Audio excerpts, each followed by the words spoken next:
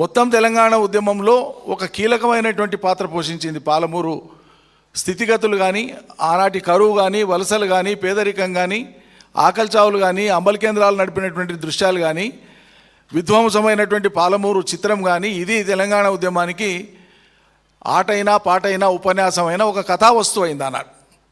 అటువంటి పాలమూరును కేసీఆర్ గారు దీక్ష తీసుకొని పట్టుదలతోన పాత ప్రాజెక్టులను పూర్తి చేసి, చెరువుల కుంటలను దురస్తు చేసి, పాలమూరు రంగారెడ్డి ఉనికిలోకి వచ్చే నాటికే దాదాపు 10 లక్షల ఎకరాలు చెరువుల కుంటలు కావచ్చు, కాలువల ద్వారా కావచ్చు, చెక్ డ్యాంల ద్వారా కావచ్చు, యాసంగి వానాకాలం సీజన్లో ఒక 50,000 ఇటు అటుగా ఒకసారి నీటి పారక మొదలైందంటే దాదాపు 10 లక్షల ఎకరాలు వానాకాలం, 7-8 లక్షల ఎకరాలు యాసంగిలో వరి పంటలు పండేటువంటి ఒక ముఖ చిత్రాన్ని మనం ఆవిష్కరించినాం. ఇది కళ్ళ ముందలు ఉంది, రైతులు అనుభవించిండ్రు, రైతుల అనుభవంలో ఉంది. పంటలు పండినాయి, రైతు బంధు వచ్చింది, సుభిక్షంగా అయినరు, ఇండ్లు బాగైనాయి, ఊర్లు బాగైనాయి, ఆర్థిక స్థితిగతులు పెరిగినాయి, వ్యాపారం పెరిగింది, వర్తకం పెరిగింది, కొత్త జిల్లాలు అయినాయి, ఆర్థిక కేంద్రాలుగా వృద్ధి చెందినాయి, గృహ నిర్మాణం పెద్ద ఎత్తున మొదలైంది. వివిధ సామాజిక కోణాలలో, ఆర్థిక కోణాలలో పాలమూరు ముఖ చిత్రం మారింది. ఈ స్థితి ఒకటి సరిపోదు. ప్రారంభంలోనే ఒకవైపు పెండింగ్ ప్రాజెక్టుల కృషి చేస్తూనే పాలమూరులో ఉండేటువంటి సాగుకు యోగ్యమైనటువంటి 35 లక్షల ఎకరాల భూమిలో అత్యధిక భాగం భూమిని వినియోగంలోకి తేవాలంటే ఒక మరో భారీ ప్రాజెక్టే అవసరం, దీనికి శరణమని ఉద్యమ కాలంలో మాట్లాడుతూ వచ్చినటువంటి పాలమూరు రంగారెడ్డిని శ్రీశైలం దగ్గర సోర్స్ పెట్టి, దానికి కూడా తుంగభద్ర నీళ్ళు వచ్చి కింద శ్రీశైలంలో జూరాల దిగువన కలుస్తాయి, అలంపూర్ దగ్గర దిగువన శ్రీశైలంలో కలుస్తాయి కాబట్టి ఆ నీళ్లను వాడుకునేటువంటి వెసులుబాటు ఉంటుంది. అది ఒక్కటే 400 టీఎంసీలు వస్తుంది. కాబట్టి పాలమూరు రంగారెడ్డికి సోర్స్ అనేటువంటిది నిరంతరం నీళ్లు ఉండేటువంటి ఒక సోర్స్గా శ్రీశైలంలో పెట్టి అక్కడి నుంచి పాలమూరు రంగారెడ్డి ప్రాజెక్టును కన్సీవ్ చేసి 8 నెలల్లోనే ఎస్టిమేట్స్ కంప్లీట్ చేసినంత భారీ ప్రాజెక్టుకు. సమైక్య రాష్ట్రంలో కట్టిన ఏ ప్రాజెక్టు కూడా 8 నెలలు కాదు, 8-10 ఏండ్లు కేవలం ఎస్టిమేట్స్కు తీసుకునేది ఆనాటి ప్రభుత్వాలు, ఎస్టిమేట్స్ తయారు చేయడానికే. అటువంటిది 8 నెలల కాలంలో ఎస్టిమేట్స్ కంప్లీట్ చేసి జూన్ 2015 నాడు శంకుస్థాపన చేసి, అంటే ప్రభుత్వం ఏర్పడిన ఏడాదిలోనే సొంత నిధులతోన, ఎందుకంటే అప్పటికే పాలమూరు రంగారెడ్డి ప్రాజెక్టు తలపెడుతున్నాం అనగానే ఆంధ్రప్రదేశ్ వాళ్ళు కొరీలేయడం మొదలుపెట్టినారు. ఇది కొత్త ప్రాజెక్టు కాబట్టి అనుమతి తీసుకోవాలన్నారు, జలసంఘం అనుమతి కావాలన్నారు, అపెక్స్ కౌన్సిల్ అనుమతి కావాలన్నారు. లేదు, ఇదివరకే దీని సర్వే కోసము ఎస్టిమేట్స్ కోసం జీవో పాస్ అయింది కాబట్టి ఇది పాత ప్రాజెక్టే అనేటువంటి ఆ కండిషన్తోన, ఆ లీగల్ ఎక్స్క్యూజెస్తోన మనం ముందుకు పోయినాం.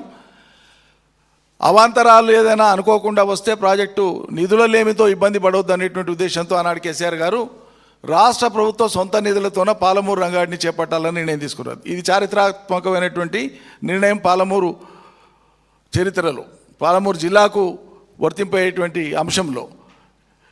అంత ప్రాధాన్యతతోన పాలమూరుకు నిధులు కేటాయించి సర్వే చేసి మంత్రులను, ఎమ్మెల్యేలను దాని చుట్టూ పెట్టి 24 గంటలు సమీక్ష చేసుకుంటూ నిద్రాహారాలు మాని దాని మీద పనిచేస్తే ప్రాజెక్టు ముందుకు పోతూ ఉంది. ముందుకు పోతున్నటువంటి తరుణంలో భూసేకరణ కాడ కాంగ్రెస్ వాళ్ళు ప్రత్యక్షంగా నేరుగా రైతుల్ని రెచ్చగొట్టి పక్కన ఉండి వాళ్ళ మిత్రపక్షాలను కూడా ఎంబడదోలుకొని వచ్చి రైతులను రెచ్చగొట్టే ప్రయత్నం చేశారు.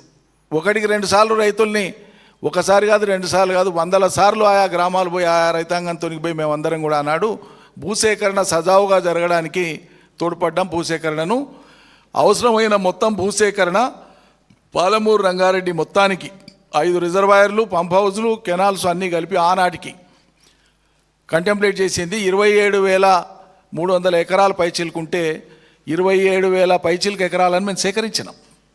Total land acquisition completed. 27,000 ఎకరాలను భూసేకరణ కంప్లీట్ చేసినాం. మిగిలింది 160 ఎకరాలే. ఏంది ఈ 160 ఎకరాలు? ఎక్కడైనా భూమి దేవాదాయ శాఖకు రైతులకు మధ్యలో వివాదం ఉంది, ఏదులలో 40 ఎకరాలు అట్లా వివాదం ఉంది, అంతే తప్ప భూసేకరణకు ఆటంకం కాదు. అది వివాదంలో ఉండేటువంటివి, కోర్టు తీర్పులలో ఉండేటువంటివి, అటువంటివి ఏదైనా 1 ఉంటే 120, అవి ఎక్కడా దేనికి ఆటంకం కాదు. 27,000 ఎకరాలు సేకరించిన చోట 160 ఎకరాలను పట్టుకొని అవగాహన రాహిత్యమా లేకుంటే ప్రజలకు అవగాహన లేదనేటువంటి భ్రమలో ఉంటాడో ముఖ్యమంత్రి తెలియదు. కానీ భూసేకరణ గాంధీ రిజర్వాయర్లు ఎట్లా నింపాలి, ఏడ నింపాలి, నీళ్ళు ఏడబోయాలని చెప్తాడు. అంటే జనానికి ఏం తెలియనట్లు కొత్తగా నేర్పుతున్నట్లేనా? చేసిన 27,000 ఎకరాల భూసేకరణ రాష్ట్ర ప్రభుత్వం నిధులతో చేయలేదా? ల్యాండ్ ఎక్విజిషన్ అవార్డ్స్ పాస్ చేయలేదా కలెక్టర్సు? కంపెన్సేషన్ రైతులకు ఇవ్వలేదా? రికార్డులు లేవా ఇవన్నీ? ఎట్లా మాట్లాడతారు ఇంత బాధ్యతారహితంగా? బాధ్యతారహితం అనాలా, అపరిపక్వత అనాలా, అహంకారం అనాలా, అజ్ఞానం అనాలా, ఏమనాలి దీన్ని? ఇట్లా మాట్లాడడంతో పాటు ఇట్లా అనేక సార్లు మాట్లాడారు. నేను ఎందుకు ఇదంతా చెప్తున్నానంటే, నిన్న ఉపన్యాసం ఇచ్చేటప్పుడు అక్కడ ముఖ్యమంత్రి మాట్లాడలేదు, కానీ ఆయనను ప్రసన్నం చేసుకోనికే అక్కడ ఉండేటువంటి నాయకులు మాట్లాడుకుంటా, ఇక మీరు పాదం మోపినాక, మీరు సమీక్ష చేసినాకనే పాలమూరులో నీళ్లు పడుతున్నాయనేటువంటి ఏమంటారు దాన్ని, ఆ భజన మాటలు మాట్లాడితే, మీరు భజన చేసుకోండి, కాళ్ళు మొక్కండి, లేకుంటే ఇంకా పాద పూజ చేయండి, మాకేం అభ్యంతరం లేదు. ఎవరి పార్టీ నాయకులు వాళ్ళు గౌరవిస్తే పూజ చేస్తే మేమెందుకు అభ్యంతరం పెడతాం? కానీ ప్రజల్ని ఎందుకు భ్రమలకు గురి చేస్తారు? 2.5 ఏళ్ళు మీ ముఖ్యమంత్రికి పాలమూరు జిల్లా మీద పాదం మోపనికైనా తీరిక దొరకలేదు, పాలమూరు రంగారెడ్డి మీద సమీక్ష చేయనికైనా తీరిక దొరకలేదు. ఇదే వేదిక నుంచి 60-70 సార్లు మాట్లాడింటాను నేను మా నాయకులందరూ. ఇక్కడి నుంచే జిల్లా నుంచి ఒక 100 సార్లు మాట్లాడింటాం. 70 సార్లు ఢిల్లీకి పోనికే టైం దొరికినోడికి పాలమూరు బిడ్డకు పాలమూరు ప్రాజెక్టును సమీక్షించేటువంటి తీరిక లేదని చెప్పి మాట్లాడి ప్రెషర్ మౌంట్ చేస్తే, ఒక పూట అట్లా వచ్చి హెలికాప్టర్లో వచ్చి అట్లా తిరిగిపోయి ఎక్కడ ఏ పని ఎంత అయింది, ఎంత కావాల్సింది, ఎంత నిధులు ఇస్తే ఎన్ని రోజుల్లో పూర్తి అవుతుంది అనేటువంటి ఒక్క డైరెక్షన్ కూడా ఇంజనీర్లకి ఇవ్వకుండా ఒట్టిగా వాపసు వచ్చేసాను. వస్తే ఏం మాట్లాడతారు? ఎట్లా నింపుతామండి భూసేకరణ గాంధీ, ఎట్లా నింపుతాం? ఇట్లా మాట్లాడొచ్చునా? ఓ ప్రభుత్వ అధినేత ఇంత బాధ్యతారహితంగా మాట్లాడొచ్చునా? ఏమంటారు దీన్ని? నెగ్లిజెన్స్ అంటారా? ఏమనాలి? దీనికి ఏం పదాలు వాడాలో నాకైతే అర్థమైతే తెలియదు. కాబట్టి ఈ పాలమూరు ప్రాజెక్టులో 27,000 ఎకరాల భూసేకరణ పూర్తి చేసి మేము దిగిపోయే నాటికే 32,000 కోట్ల రూపాయల విలువైనటువంటి పనులను చేసినాం. ఆ పనులు ఏవేవి అంటే, 5 రిజర్వాయర్లు కట్టినాం. ప్రజలకు తెలిసినవైనా మళ్ళొకసారి చెప్పాలి కాబట్టి నేను చెప్తున్నాను. నార్లాపూర్, ఏదుల, వట్టెము, కర్వెన, ఉద్దండాపూర్ 5 రిజర్వాయర్లు కట్టినాం. ఈ 5 రిజర్వాయర్ల యొక్క ఇంపౌండింగ్ కెపాసిటీ, నీళ్లు ఆగి ఉండేటువంటి కెపాసిటీ 68 టీఎంసీలు. 68 టీఎంసీల సామర్థ్యం ఉండేటువంటి 5 రిజర్వాయర్లను కట్టినాం. ఈ 5 రిజర్వాయర్ల యొక్క కట్టల యొక్క లెంత్ ఏవైతే ఉందో రిజర్వాయర్లు 75 కిలోమీటర్లు. 5 రిజర్వాయర్ల కట్టల యొక్క లెంత్ వచ్చేసి 75 కిలోమీటర్లు. కట్టాలంటే మామూలు కట్టలు కావు, మీరు చూస్తే ఆశ్చర్యపోతారు. 15, 18, 17 టీఎంసీల రిజర్వాయర్ల కట్టాలు ఎంత ఎత్తు ఉండాలో మీరు ఒకసారి ఆలోచించేయండి. పైన 4 లైన్ రోడ్ అంత ఉంటాయి కట్టాలు, ఒక్కొక్కటి వెడల్పు 30, 40, 50 మీటర్ల ఎత్తులో ఉండేటువంటి ఉన్నాయి. అక్కడ ఉండేటువంటి గ్రేడియంట్ లెవెల్స్ని బట్టి. ఆ తర్వాత పంప్ హౌస్లోకి వచ్చేవి వచ్చి, లెంత్లో కెనాల్ లెంత్కు కనెక్ట్ చేసేవి వచ్చి, అండర్ గ్రౌండ్ టనల్స్ ఏవైతే ఉన్నాయో, ఒక్క టనల్ యొక్క వ్యాసార్థము, డయామీటర్ అంటాం, ఒక టనల్ యొక్క వ్యాసార్థం 11.5 మీటర్లు, అంటే 11.5 మీటర్లు.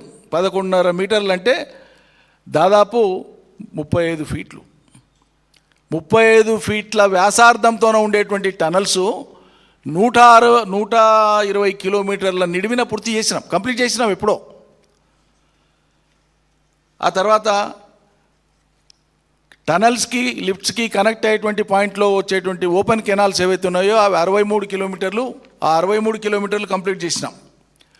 వీటన్నింటి దగ్గర సర్జ్ పూల్స్, పంపింగ్ కోసం అవసరమైనటువంటి ఎలక్ట్రోమెకానికల్ వర్క్స్ అన్నీ కూడా కంప్లీట్ చేసి 34 పంపులను ఫిట్ చేసినాం. ఒక్కొక్క పంపు 145 మెగావాట్ల పంపు ఒక్కొక్కటి. పాలమూరు రంగారెడ్డిలో ఒక పంపు 145 మెగావాట్లు అంటే ఒక పంపు 2 లక్షల హార్స్ పవర్ల మోటార్ అన్నమాట. ప్రపంచంలోనే హైడ్రో ఎలక్ట్రిసిటీ ప్రాజెక్టులో వాడేటువంటి పంపులు ఇంతకు పెద్దవి ఉన్నాయి, కానీ లిఫ్ట్ ఇరిగేషన్లకు వాడేటువంటి పంపులలో ఈ మోతాదు 145 మెగావాట్ల కెపాసిటీ ఉండేటువంటి పంపులు ప్రపంచంలోనే ఎక్కడ లేవు. KCR government, Telangana government was the pioneer in this.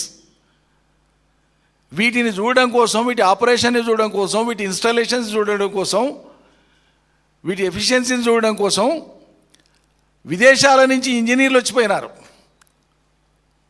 కానీ ఇక్కడ ఉండేటువంటి కాంగ్రెస్కు, ముఖ్యమంత్రికి, ఆయన పార్టీ నాయకులకు, వాళ్ళ ప్రజాప్రతినిధులకు కళ్ళు కనిపించవు, అర్థం కూడా కాదు. ఇరిగేషన్లో ఓనమాలు కూడా రానటువంటి భట్టి విక్రమార్క నాకు చాలా బాధ అనిపిస్తుంది ఈ మాట అనడానికి. వేరే దాంట్లో ఆయనకు చాలా పాండిత్యం ఉండొచ్చు, గొప్పవాడు కావచ్చు, కానీ ప్రత్యేకంగా 3 రోజుల కింద పాలమూరు జిల్లాకు వచ్చి ఆయన మాట్లాడినటువంటి తీరు ఇరిగేషన్ ప్రాజెక్టులకు సంబంధించి ఆయనకు ఓనమాలు రావనేటువంటిది అర్థమవుతుంది. మొత్తం పాలమూరును పడావు పెట్టిండు కేసీఆర్, పాలమూరు రంగారెడ్డి ప్రాజెక్టును పడావు పెట్టిండు, ఇక మేము పూర్తి చేసి మేము నీళ్ళు ఇస్తామని మాట్లాడితే ఏమైనా అర్థం ఉందా ఇట్లా మాట్లాడడానికి? ఆ తర్వాత ఈ పాలమూరు రంగారెడ్డికి అవసరమైనటువంటి కరెంటు కావాలంటే ప్రత్యేక లైన్లు వేయాలి. టవర్ లైన్స్ అంటారు వీటిని, మామూలు పొలుసు వేసే లైన్ కాదు, టవర్ లైన్ ఇది. ఒక్కొక్క పంపింగ్ స్టేషన్ దగ్గర ఎన్ని మెగావాట్ల యొక్క సబ్స్టేషన్ అవసరమో తెలిసిన 400 kV సబ్స్టేషన్ అవసరం ఒక్కొక్క చోట. 4 పంపింగ్ స్టేషన్ల దగ్గర ఒక్కొక్కటి 400 kV సబ్స్టేషన్ని ఏర్పాటు చేసినాం. ఆ తర్వాత 250 కిలోమీటర్ల టవర్ లైన్, అది అన్ని పంపింగ్ స్టేషన్ల దగ్గర కలిపి గ్రిడ్ నుంచి అనుసంధానం చేసేటువంటి టవర్ లైన్స్ సుమారు 250 కిలోమీటర్ల టవర్ లైన్స్ని వేసినాం. ఇన్ని పనులు మీరు 190 కేసులు వేసి ఆంధ్రప్రదేశ్ ప్రభుత్వం ఒదిక్కు దాయాదుల పోరు, 190 రకాల కంప్లైంట్స్, పర్యావరణ అనుమతులకు పోతే అక్కడ కంప్లైంట్స్, ఎన్విరాన్మెంటల్ క్లియరెన్సెస్ కాడ కంప్లైంట్స్, హైడ్రాలజీ క్లియరెన్స్ కాడ కంప్లైంట్స్, సుప్రీంకోర్టులో కేసు, కేంద్ర ప్రభుత్వం దగ్గర ఫిర్యాదులు, హైకోర్టులలో కేసులు, ఇన్ని రకాల అవాంతరాలు కల్పించినా కూడా ప్రత్యక్షంగా కాంగ్రెసే. వాళ్ళ కాలంలో కృష్ణ మీద 50 TMCల నీళ్ళు ఎనికే చేత కాలేదు వీళ్ళకు. 50 ఏండ్ల కాలంలో 50 TMCల నీళ్లను కూడా పాలమూరుకి ఇవ్వడానికి చేతగా అన్నటువంటి వాళ్ళు ఇలా ఇంత పెద్ద బృహత్ ప్రాజెక్టును మేము దశకు తీసుకొని వస్తున్న కాలంలోనే 100 రకాల మోకాళ్ళు అడ్డమేసినారు. చాలా ఈర్ష్యతో, ద్వేషంతో పనిచేసినారు. అడుగడుగున ఆటంకాలు కల్పించే ప్రయత్నం చేసినారు. ఇంత బ్రహ్మాండమైనటువంటి పనులు చేసిన తర్వాత ఇంకా ఎక్కడికక్కడ కాస్ట్ ఎఫెక్టివ్ ఎక్కడ రెడ్యూస్ అవుతుంది అనేటువంటి సుదీర్ఘంగా సాంకేతిక నిపుణులతో ఆలోచన చేసేలా లిఫ్ట్ ఇరిగేషన్స్కు ఇప్పటిదాకా ఉండేటువంటి అనుభవంలో ఎక్కడైనా సరే ఓపెన్ పంపింగ్ స్టేషన్స్ పెట్టినారు. సర్ఫేస్ మీద, భూమి మీద ల్యాండ్ ఎక్విజిషన్ను మినిమైజ్ చేయొచ్చు, కాస్ట్ను తగ్గించవచ్చు, తర్వాత అర్లీ కంప్లీషన్ ఆఫ్ వర్క్, తొందరగా పనిని ముగించవచ్చు అనేటువంటి ఈ 3 కారణాల చేత మేము అన్నీ కూడా అండర్గ్రౌండ్ పంపింగ్ చేసినాం. ఈ అండర్గ్రౌండ్ పంపింగ్ అనేటువంటిది this is now appreciated by the world engineers.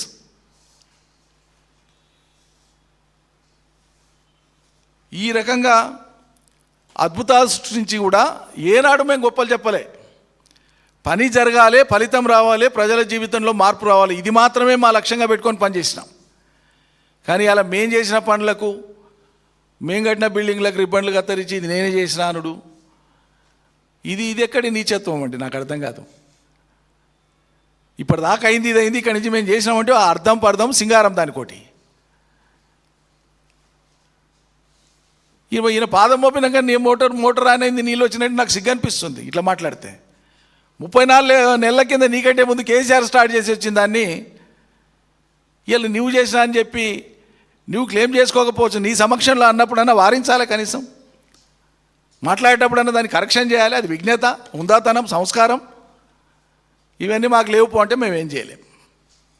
ఇవి లేవు మాకు, మేము పాటించామంటే మేము చేయగలిగింది కూడా ఏం లేం.